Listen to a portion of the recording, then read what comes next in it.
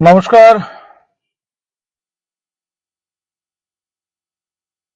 আমি শঙ্কু রয়েছে এই মুহূর্তে আপনাদের সঙ্গে। আমার লাইভ যদি কেউ দেখতে পান একটু সাড়া দেবেন, কারণ আবার লাইভে এলাম এটার একটাই কারণ, আরজি করের ঘটনা।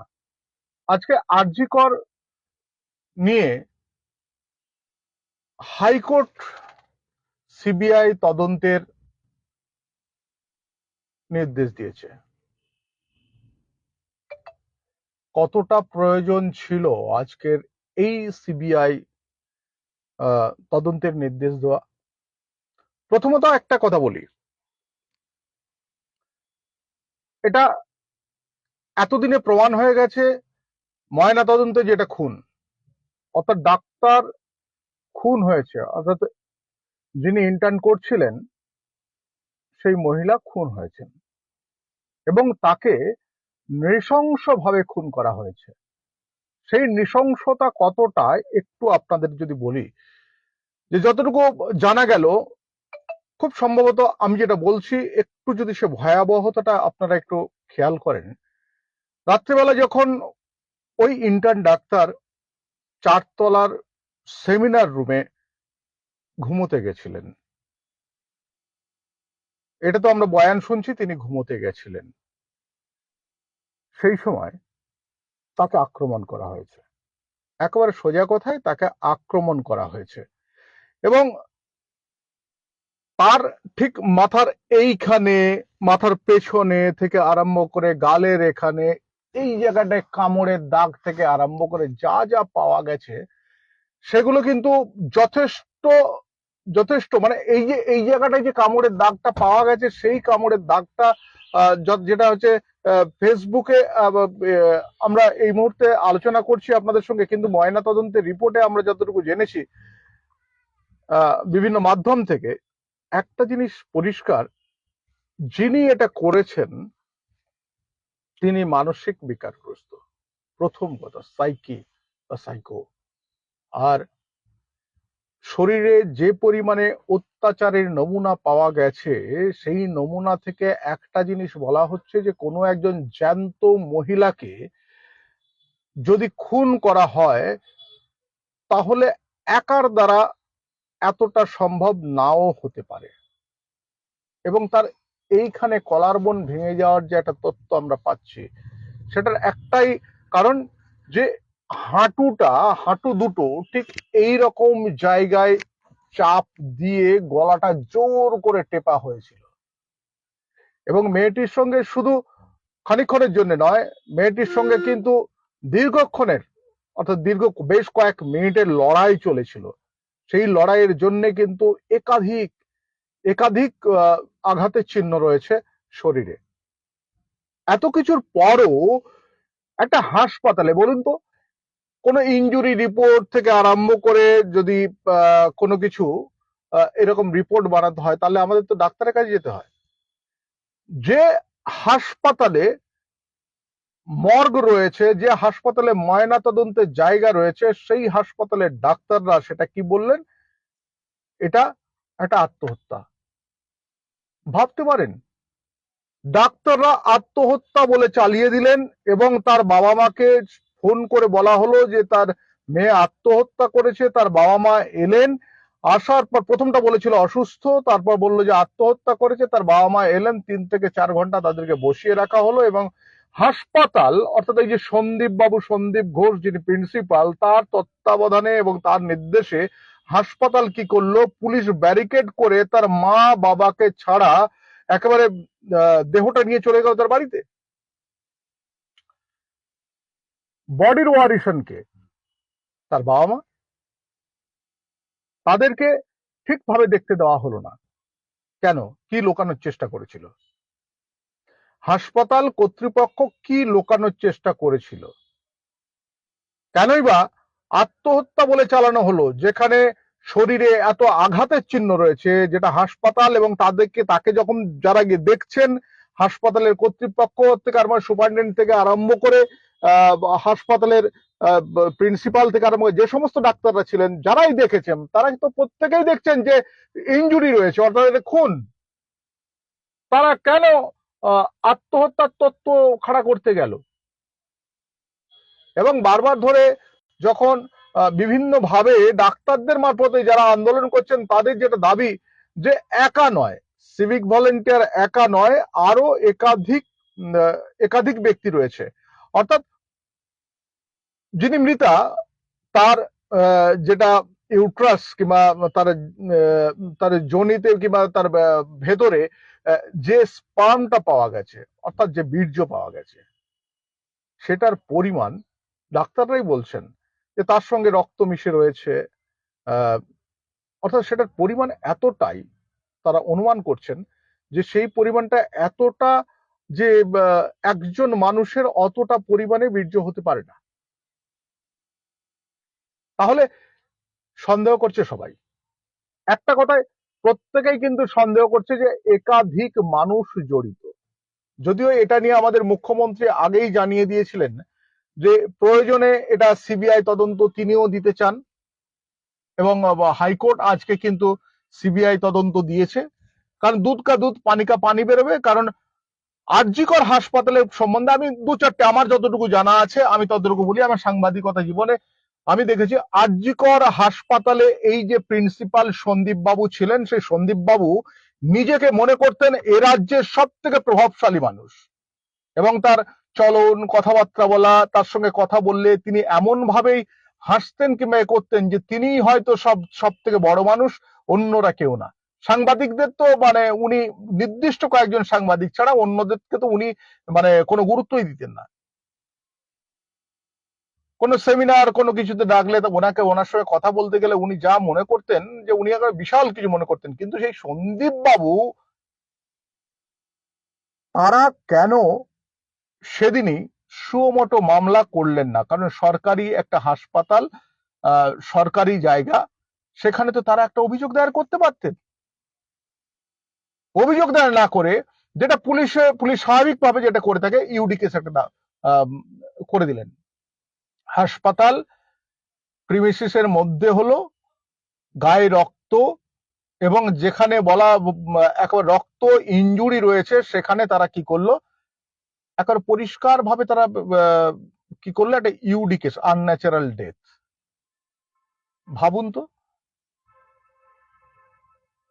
যদি আপনার বাড়ির পাশেও পাওয়া যায়, সেখানে আনন্যাচারাল ডেথ একটা ইউডি কেস চালু করে দিয়ে তারা করে দিলেন। এটা দাম নেই কারোর। হাসপাতালগুলোতে কিন্তু প্রচুর এরকম ডাক্তার রয়েছেন যারা কাজ করতে চান। তারা অনেকেই বলেন, অনেকেই আমাদের সময় বলেছেন, কারণ তারা নিজেরা নিজেদের প্রিকশন কিংবা নিজেদের জীবনের দাবিতে, কারণ পরে অঘটন ঘটতে পারে, চাকরি নিয়ে অনেক কিছু হতে পারে, তারা কিন্তু আমাদের মুখে অনেক সময় বলেছেন যে বেশ কিছু ডাক্তার রয়েছেন যারা হচ্ছে রাজনৈতিক মদতপুষ্ট, তারা কিন্তু রাজনৈতিক দলের মন ভাঙিয়ে, মন জুগিয়ে চলে এবং অন্যান্য ডাক্তারদের ঠিক মতো কাজ করতে দেন না। আজকে এই যে মৃতা ডাক্তার, আরজি করে যে মৃতা ডাক্তার, সেই ডাক্তারের বাবা মা কিন্তু একই দাবি করেছেন। এবং আপনারা মনে রাখবেন যে যে কোনো খুন হওয়ার প্রকৃতি, এবং সব থেকে বড় কথা হচ্ছে খুনের আঘাতের চিহ্ন এবং শরীরে যে যে জায়গায় আঘাত রয়েছে সেইগুলো যদি আপনি দেখেন, তাহলে কিন্তু একটা জিনিস মনে করবে বা মনে রাখবেন যে খুন কি কারণে হয়েছে।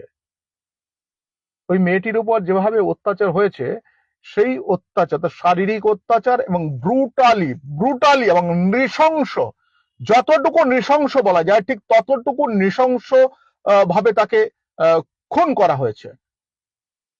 সেই নৃশংসতা মনে করিয়ে দিচ্ছে, বারবার ধরে বলে দিচ্ছে যে খুন হয়েছে কিন্তু একেবারে খুন হয়েছে কিন্তু পূর্ব কোনো শত্রুতা কিংবা রিভেঞ্জ মেটানোর জন্য। কি ছিল এই রিভেঞ্জ বলতে পারবেন? এই রিভেঞ্জ কি ছিল?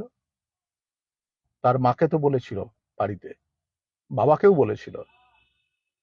এ পর্যন্ত পুলিশ কি সেই জিনিসগুলো খুঁজে দেখেছিল? বারবার ধরে বলা হচ্ছে কোন এক মহা পাত্র নামে একটি ছেলের ছবি আহ, বাজারে ভাইরাল হয়েছে, আমাদের কাছেও আসছে, বিভিন্ন হোয়াটসঅ্যাপের মাধ্যমে আসছে, সবাই জিজ্ঞাসা করছেন, জানি না সে কে।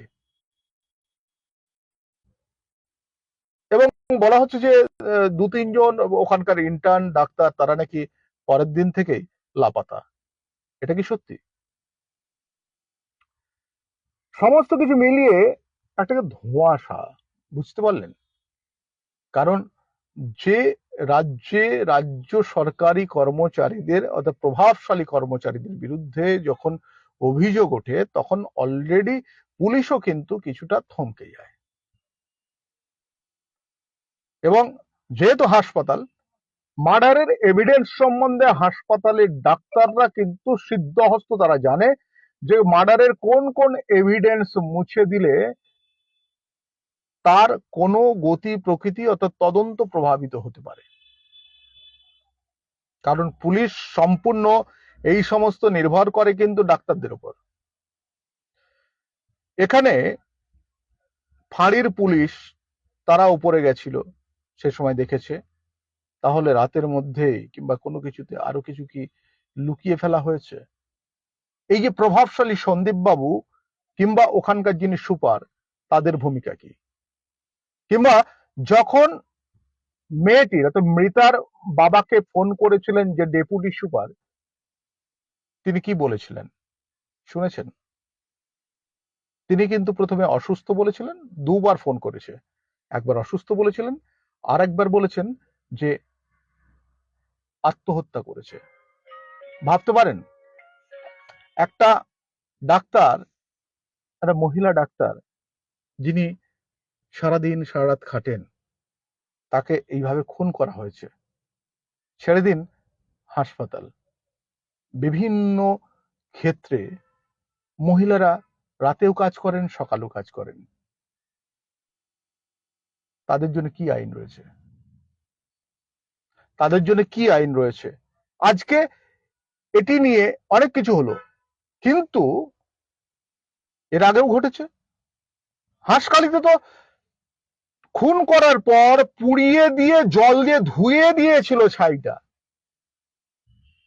যারা বুদ্ধিজীবীরা রয়েছেন তারা বলুন তো কি করতে পেরেছেন তাদের হয়ে, সেই পরিবারের হয়ে, হাঁসখালি পরিবারের হয়ে কি করতে পেরেছেন? বছর দুয়েক আগে মনে থাকবে সবার, মা এবং মেয়েকে হলদিয়ায় ডেকে নিয়ে গিয়ে, যেহেতু মেয়েটির সঙ্গে ছেলেটি হলদিয়ার একটি ব্যবসায়ী ছেলে, সেই ছেলেটি মেয়েটির সঙ্গে প্রেম করেছিল, মেয়েটির মা এবং মেয়েটি যখন বিয়ের চাপ দিচ্ছিল তখন তাদেরকে হলদিয়ায় ডেকে জ্যান্ত পুড়িয়ে মারছিল, মেরে দিয়েছে। পরে সেটা গ্রেপ্তার হয়, সবকিছু হয়। কজন মোমবাতি জ্বেলেছেন? কজন তাদের হয়ে কথা বলেছেন? বন্ধ হয়েছে কি অপরাধ? বন্ধ হয়নি।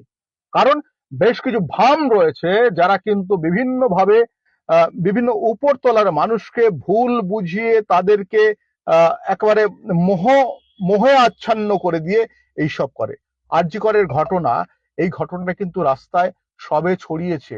এই ঘটনা আমি বলছি আপনাদের এতটাই ছড়িয়ে পড়তে পারে যে মানুষের ক্ষোভ কিন্তু অনেকটা বাইরের দিকে এসছে। আমার মনে হয় যারা আন্দোলন করছেন তারা প্রত্যেকে মামলাটি কোন দিকে যাচ্ছে লক্ষ্য রাখুন। এই জ্বলন্ত মামলাতে যাতে জল না পড়ে যায়। এর আগে যত ঘটেছে সবই জল পড়েছে। আর যখনই কোনো মামলা রাজনৈতিক ইস্যু হয়ে যায়, সে মামলা কিন্তু বেশি দিন থাকে না। কারণ আর 5 দিন 7 দিন তারপর দেখবেন রাজনৈতিক কোনো বেনিফিট নেই। রাজনৈতিক নেতারা কিন্তু অন্যদিকে মুভ করে চলে যাবে, যেটাতে তাদের মাইলেজ বেনিফিট রয়েছে। আপনাদেরকে